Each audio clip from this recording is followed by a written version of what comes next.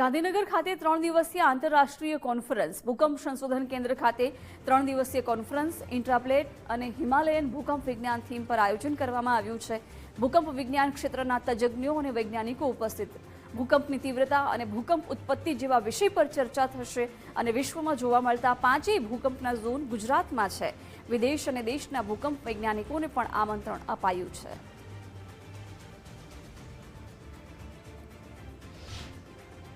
આપણે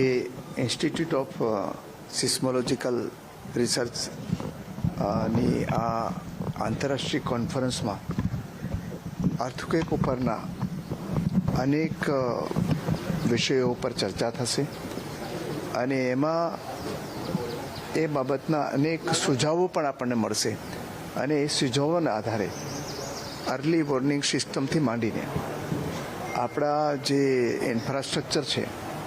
એ ઇન્ફ્રાસ્ટ્રક્ચરને જે earthquake proof કેવી રીતે બનાવી શકાય અને એને કેવી રીતે બચાવી શકાય એ બાબતની અનેક જાણકારીઓ અને સંશોધનો અને એના ઉપરના પેપરો રજૂ થવાના છે। આપણને સૌને ગૌરવ છે કે ભારતની એકમાત્ર આ ક્ષેત્રમાં કામ કરતી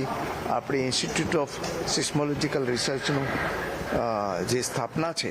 આપણા યશસ્વી પ્રધાનમંત્રી નરેન્દ્રભાઈ મોદીએ કરેલી હતી અને આ ઇન્સ્ટિટ્યૂટ છે એ અત્યારે ભારતની જે સિસ્મોલોજીકલ બાબતોની અંદર સલાહ આપતી માર્ગદર્શન આપતી આ એક જ સંસ્થા છે। આ ઉપરાંત જે ભારતમાં અનેક પ્રકારના ઇન્ફ્રાસ્ટ્રક્ચર ઉપલબ્ધ થઈ રહ્યા છે એ દરિયાઈ હોય નદીઓ ઉપરના હોય કે ધરતી ઉપરના હોય એ તમામને જે અર્થક્વેક પ્રૂફ સ્ટ્રક્ચર બનાવવા માટે માર્ગદર્શન પણ આપે છે અને એ બાબતે આંતરરાષ્ટ્રીય ધોરણો સાથેની આ સંસ્થા આપણી એક નોલેજ સેન્ટર તરીકે ખ્યાતિ પામી છે એનો આપણે સૌને આનંદ છે। આપ જાણો જેમ કીધું તેમ ગુજરાત છે એક કુદરતી પ્રયોગશાળા છે ભૂકંપ માટેની, કારણ કે આપણા રાજ્યમાં 5 પ્રકારના જે ઝોન હોય છે ભૂકંપના 1 થી 5 એ તમામનો એમાં સમાવેશ થાય છે અને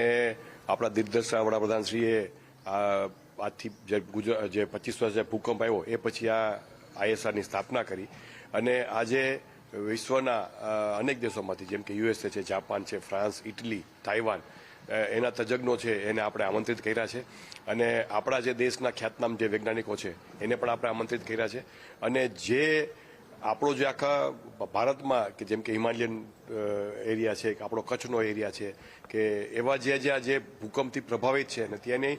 શું એમાં કરી શકાય અને ખાસ તો ભૂકંપની આગાહી થઈ શકતી નથી, પરંતુ એવું તો આપણે એવું શું કરી શકીએ જેનાથી થોડી ઘણી પણ આપણને એમાં જો મળે હિન્ટ જેવું અને એમ કે ભાઈ આમાં આવી પરિસ્થિતિ થઈ છે તો ભૂકંપ આવવાની શક્યતાઓ છે એ વિષય ઉપર 3 દિવસનું અહીંયા મનોમંથન છે। આ બધા રાષ્ટ્રીય અને આંતરરાષ્ટ્રીય ડેલિગેટ્સ છે કરવાના છે।